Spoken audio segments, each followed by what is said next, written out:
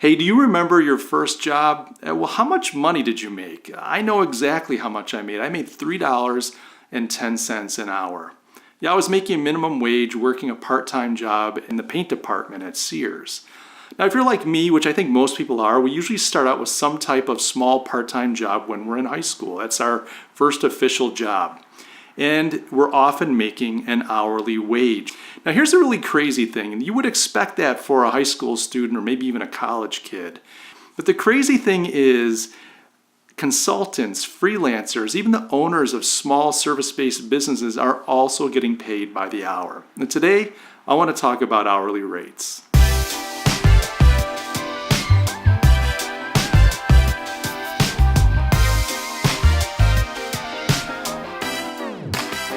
Hey, welcome. I'm Mike, and I'm thrilled to have you along. This is the second in a multi-part series on pricing strategy. I'm sharing some of my thoughts and experience and insights around pricing to help you get more out of the work that you do.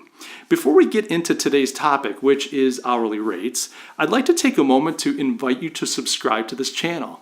Now, a handful of you have done that already, and I'm thrilled. This is a new channel for me, and I'm excited to be putting content out there. It's a lot of fun, but I would love to have you join the community. I am creating content around entrepreneurship and free markets, things like value creation, wealth creation, human flourishing, abundance, and I even talk a little bit about branding and marketing. So if you haven't done so already, do me a favor and hit that subscribe button. I'd love to have you join and become part of the conversation. Thanks. All right, now let's jump into pricing strategy and let's talk specifically about hourly rates. Now, here's the thing. In my open, I said, look, when we're little kids, we get paid by the hour. But can you believe it? All these experts are being paid, these consultants and freelancers and small business owners are being paid by the hour. That doesn't seem right to me. Now, there are some pros to hourly rates. I'll talk about those. And I'm not attacking hourly rates. Look, if you use hourly rates, that's not bad necessarily. I just think there's an opportunity for you to take advantage of what you have to offer and the value you create in the market and realize that in terms of monetary financial reward. I think that hourly rates stand in the way of that. So we'll talk about that today. But first, let's talk a little bit about some of the pros. Why are some reasons that freelancers and consultants and so on will use hourly rates? Well, it's pretty simple. When you first get started, and this has probably happened to you if you are a freelancer or consultant, when you first get started in the business, you're probably working for someone else, you've developed some expertise, you're really good at what you do, you might be a great designer, a great programmer, great business process person or business intelligence expert. And you get the itch, you want to get out on your own, you don't want to have a boss anymore, you're sick of the office politics, you maybe come from a family of entrepreneurs and you're just ready. You want to get out there and you want to be your own boss. And the first thing that you do, and this is what I think we all do when we're young in business, we sit down with a piece of paper and a pencil and a calculator because none of us do math in our head anymore. And you say to yourself, okay, I'm making $75,000 right now a year, and what I need to do is at least kind of replace that salary or close to it so that I can continue with the quality of life and the standard of living that I'm enjoying right now, and so that my spouse doesn't kill me for quitting my job.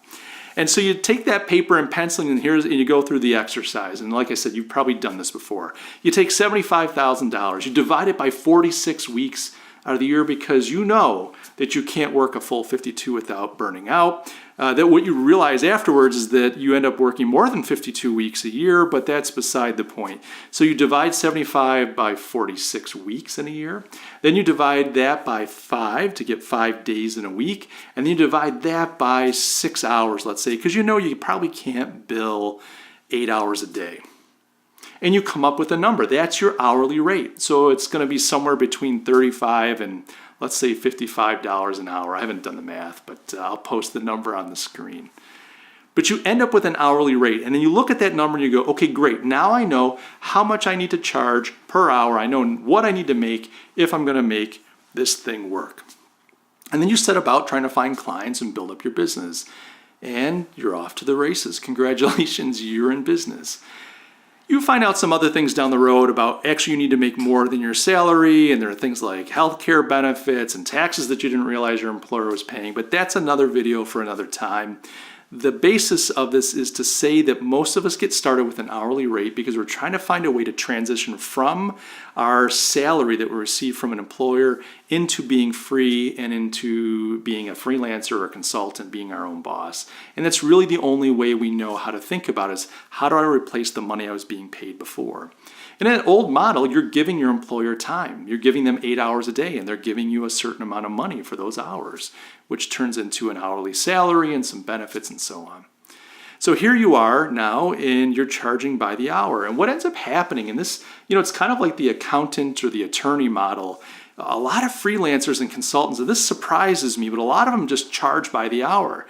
They go to the client and say, okay, I can do this job for you. I think it's going to take somewhere between 5 and 10 hours, but I charge by the hour and here's my rate. It's $75 an hour, it's $100 an hour, it's $55 an hour, whatever it is. Client goes, okay, you do the work. Let's say it's $100 an hour. You do the work, and at the end of the day, maybe you spent 9 hours, and so you bill them for 9 hours. You send them an invoice for $900, and on the invoice, you even call it out: 9 hours at $100 an hour. And that just surprises me, and I'll talk about that in a minute, but that's very common. In fact, if you do that or you don't do that or you used to do that, leave a comment in the section below, because I'd love to know. I kind of like to do an informal poll here, like, how do you charge your clients? Do you charge by the hour? Do you charge by the project? So that's what folks often do. And the other way that we do hourly rates is we will then do a project price, but we use an hourly rate to figure out the project. So the client might not see our hourly rate. I used to do this with my design firm. We get a request for a trifold brochure. We look at it. We get a little bit of writing, a little bit of stock photography time, maybe an hour for art direction, and then the rest is going to be design time. Let's say we come up with 10 hours and we charge $100 an hour. Well, it's a $1,000 project. We give an estimate saying $1,000. We don't talk about the time. And if we go under the time, great. We would still charge $1,000. But if we went overtime, we'd still charge $1,000 unless the client changed the scope. But in the long run, we were still using an hourly rate, which meant we were getting paid for our time. And if we went over on the project, our rate was actually going down. We were getting closer and closer to that dreaded minimum wage. So joking aside, both freelancers, consultants, small businesses, whether they charge by the hour or whether they charge by the project, they're often getting paid based on an hourly rate. Now that's safe in many ways because you kind of figure out, I've got so many hours in a day and I know now what I need to make to break even or to make some money. But the problem that I have with that is I have multiple problems with that. The main problem that I have with that is that it devalues what you bring to the market. When you charge by the hour, you're communicating to the market that what you're selling is time. Now, the time that you have to offer is limited. You only have so many hours. You can only work physically so many hours. Of all the resources in this world, of all the things that you can access, wealth and happiness and food and material goods and education, all those kinds of things that you can get, you cannot get more time. We all have a limited amount of time. You just can't get more, and you know this. So when you sell your hours, you've got a very limited inventory. Now you might say, well, look, supply and demand, right? Like, because I've got less time, that means that I could charge more for it. But unfortunately, the opposite is true. On one hand, there's only so much that people are willing to pay. I mean, look at high-paid lawyers. There's only so much. Even a high-paid lawyer isn't going to make $1 million an hour. They're not going to make $1,000 an hour unless they've got this like really primo client and they're doing very specific esoteric work. You're happy to get a couple $100 an hour. That's like high end. $300 an hour is like, whoa, really? It's very hard to get high rates. There's just a ceiling. And when you get into the more tactical work like graphic design, where you don't need to have a law degree or pass the bar, how are you going to charge $200-300 an hour? You're just not going to do it. It's going to be close to impossible. So what ends up happening is you've got this limited resource in time. You tend to think that it's rare, so you could charge more, but there's a ceiling. And the other problem is, you've commoditized yourself, because when you're selling your time, you're selling what everybody else is selling. I guarantee you that if you're a programmer, within a 5 or let's say 10 mile radius of where you are, there's at least 50 other people that do what you do. and they're competing for that business, and they have time too. So if your client goes to you and wants you to work for them, but you're charging too much for your time, they're just going to go find another programmer. It's just the unfortunate truth. And if they can't find somebody locally, they just have to go to a website like Upwork. And the next thing you know, they're pulling in people from Croatia or India or China. And so I want to encourage you to kind of think a little differently, because I think that there's an opportunity for you to put a higher value on what you offer, that when you bill by the hour, you're really communicating to the market that you don't have anything special other than your time. And now you're relying on people to go, well, I like working with him or her. She's great, she's nice, she's fast. And those are all fine things, but you really want to build your business around such tenuous and easily replicable qualities. I don't think you do. So the other thing that I don't like about charging by the hour is it ignores the value that you're creating for your customer or client. You see, when you're solving a problem, you're doing something a little deeper than just trading time for money. I would argue that almost every project you do, unless you're highly transactional, if your job is to come in and clean an office space, it's going to be hard to start making great money for that. If your offering is to come in and file paperwork, it's very transactional. You're picking up a piece of paper, you're filing it over there. It's important work. I mean, you can't not do it, and it needs to be done well. But at the end of the day, your client is going to say, you know what, you're worth whatever you charge, I have to have you. No one files like you file. Right. So if you're a freelancer or a consultant or a business owner, small business owner, you've got to start thinking about how you're creating value in your marketplace. You want to get away from charging by the hour, because really you're kind of misdirecting what's happening.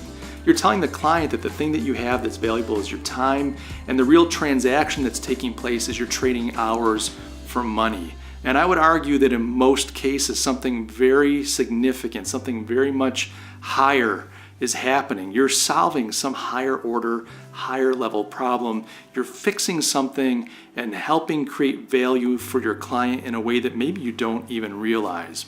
I think the trick is in discovering what that is and then charging based on the value you create. In the next video, we're going to talk about value-based pricing, so stick around. But I hope that this was useful to you. I hope it just gives you a little bit of perspective on why time-based billing, hourly fees, and putting together project prices based on hourly rates works against your interests. And it disrespects the quality and the value that you're creating in your market. So I want you to be encouraged. Stick around for the next video, and I'm going to share with you how you can use value-based pricing to transform your business. This has made such a huge difference for me, and I know it's going to do the same for you, so stick around. Again, Mike, make sure to subscribe by hitting the button below. If you like this video, give me a like, and do me a favor, let me know how you do your invoicing. Do you do time-based billing? Do you do project-based? Are you a value-based person? Throw your comment in the section below. Guys, I love you so much, and I'll talk to you in the next video.